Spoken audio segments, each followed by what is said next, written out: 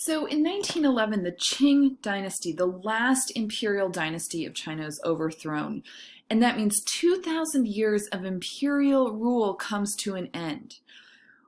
What happens in the intervening years is kind of politically complicated. But what's important for us is that a communist government is established in 1949 under the rule of Chairman Mao Zedong, who is the chairman of the Communist Party, and he becomes the leader of what is called the People's Republic of China. That means for artists who had spent the early 20th century traveling to Japan and the West, participating in the development of modern art, abstract art around the world, that comes to an end. Under Communist China, art is in service of the state.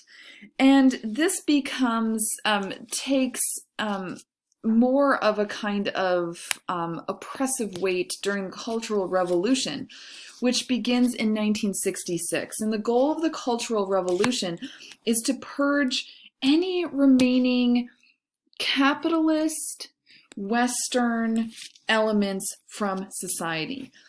And artists have to work creating posters, talking about different government policies, works that glorify the state, glorify the leader. And we're going to look at a painting here that is done during this era of the Cultural Revolution that shows an episode from Mao's earlier life in this kind of celebratory mode. So we see a moment in Chinese Communist Party history that gives us the sense of Mao as a young leader who is so committed to Communist Party ideals. He is depicted as somebody who is determined, confident. Look at how low that horizon line is and how tall the figure is. He has this commanding presence. He's looming over the landscape as he is walking to Anyuan. And this is a particular moment here. This scene that we see depicted actually happened in 1922. And he is going to Anyuan to help the coal miners there to organize a strike for better wages, better working conditions, and to help the workers there. What we see here is a young Mao who has dedicated himself to serving the workers, to these communist ideals, and he's also wearing a traditional Chinese gown, this kind of longer tunic, rather than, for example, a more Western suit. So there is both a kind of national identity and a political ideology being displayed here. And the style that we see in this painting is called Socialist Realism. It was introduced to China through the Soviet Union, which was also a communist-ruled government at this time. And let's look at some socialist realist paintings from the Soviet Union to compare.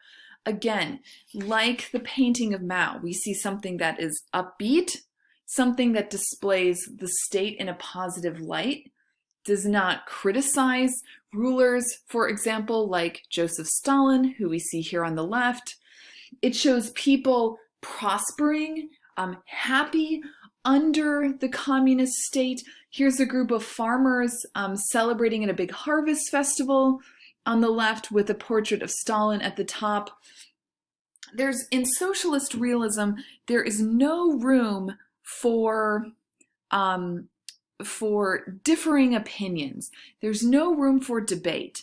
But instead, socialist realism aimed for clear, intelligible subjects that were not controversial in any interpretation and emotionally moving.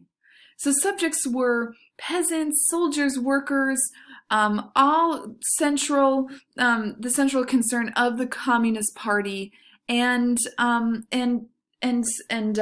paintings that often did not reflect the challenging realities in the Soviet Union or China at that time.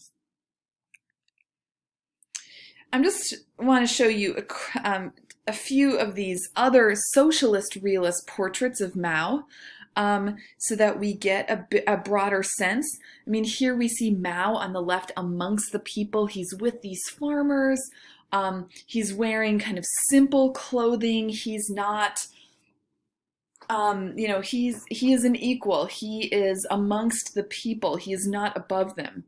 And then the right, this image might even be a little bit familiar to you. This is kind of the standard image of Mao that was reproduced on everything from lighters to posters in China in the 60s and 70s. All right, another big geographic leap here as we move to Polynesia. And we're going to look, Polynesia is this huge geographic area that spans from the Samoan Islands, Fiji, Tonga, to Rapa Nui off of the coast of Chile, but we're actually going to focus on Hawaii, which is part of Polynesia. And we're going to look at one particular artwork from Hawaii, that's this feather cloak. And feather cloaks, there are many examples from Hawaii that express power in through a particular concept. And the concept that is really important here to understand the feather cloak is the notion of mana, M-A-N-A. Mana is a concept of power that we see expressed throughout Polynesia. Mana is believed to be a supernatural power that moves within and through people, time, and objects. Mana in art may come from the materials from which the object is made. It may come from the prestige and standing of the artist. Mana also comes from the care and correctness with which an artwork is produced, and the quality of that workmanship, and the owner, and also here in the case of the feather cloak, the wearer can increase the mana in an artwork. An individual person can also possess mana, and that mana could be inherited through their family and ancestors. It can also be gained through deeds, by being a good leader, a brave warrior, a skilled artist. And mana is an important concept here to really understand the meaning of this feather cloak. Feathers are signs of high rank in Hawaii, and warriors wore feather-covered helmets and feather-covered garments in preparation for battle, like this feather cloak. And here on the right, I'm just showing you a painting of a prince wearing a feather cloak, so we have a sense of what this would have looked like on the wearer. And this cloak can be discussed, I think, in three ways: as a prestige object, as an object imbued with mana, and as a project of a collaborative art project. So let's talk about it as a prestige object. There are feathers of 90,000 honey creeper birds used to create this one cloak.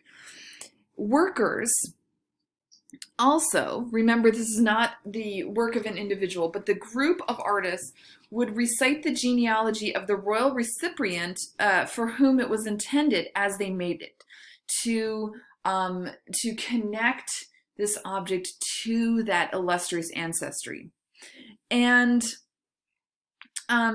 this is, so we see that kind of prestige by attaching it to the owner. These aren't just kind of made and doled out to random people. I think, again, the main concept, though, is mana. These cloaks were worn during ceremonial and combat situations.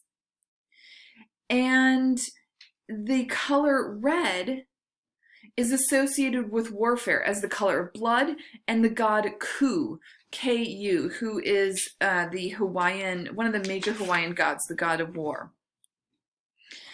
Through that chanting during the completion, the cloaks were imbued with mana, and the cloak itself kind of takes on a protective quality that's then heightened through the individual's own mana that he brings to the object.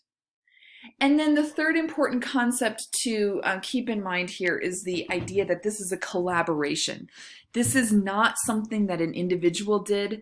A single cloak could take years to complete and would be done by a whole group that would include rituals alongside of the actual art making of chanting, singing, reciting genealogies. Well, this is a very different cloak here that we see on the French King Louis XIV.